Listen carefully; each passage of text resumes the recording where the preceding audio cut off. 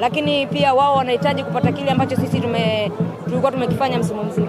Ukiwa kama kiongozi wa timu ambayo umeongoza timu hii mpaka hapa, pengine ni vitu gani ambavyo umeviona msimu huu ukaviona ni tofauti na misimu kadhaa iliyopita kwa upande wa timu? Kwa upande wa timu, msimu huu na msimu uliopita kuna utofauti kidogo kwa maana ya wachezaji, lakini pia kuna utofauti wa kiuchezaji kwa maana ya mifumo. Kwa hiyo kocha ameona kulingana na wachezaji ambao yuko nao ni kipi ambacho anafaa kwenda nacho, na tunamshukuru Mwenyezi Mungu kwenye kile ambacho kocha ametufundisha, na wachezaji ambao waliongezeka kwenye msimu huu tumeweza kumata, na ndio maana umeona katika ligi nzima mpaka siku ya leo tunafurahia, tumeweza kufanya vizuri, tunashukuru. Mmechukua ubingwa bila kupoteza mchezo wote. Huu ulikuwa ni mpango wenu kama wachezaji tangu msimu unaanza, ama imetokea tu kama mambo mpira wa miguu?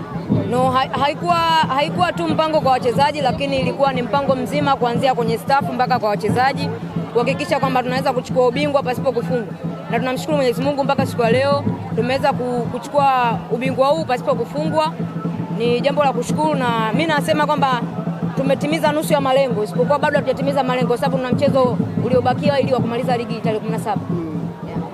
Ni changamoto zipi ambazo umezipata katika hizi mechi ambazo mweza kuzifanya mpaka sasa hivi, ambapo ikiwa nje uwanja huu ukipata fursa ya kukaa na mlezi au kocha wa kwenu unaweza kumshauri ili kufanyikisha mechi zijazo?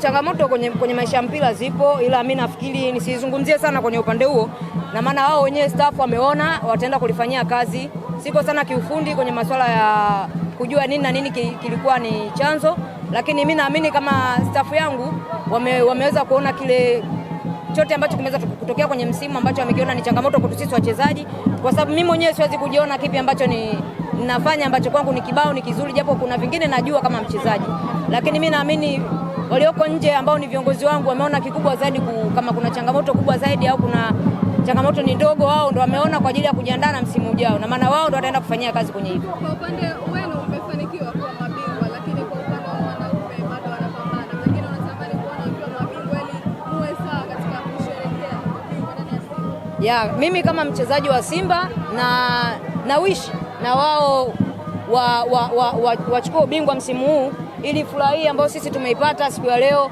ije kuwa furaha kubwa, kwa sababu wao watakapochukua na wao furaha ambayo tumeifanya leo itakuwa ni ndogo, kwa sababu sisi wote ni Simba. Haimaanishi Simba Queens, haimaanishi Simba Boys.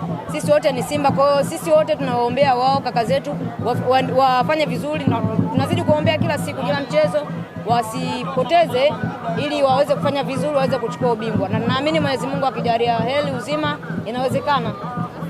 Asanteni.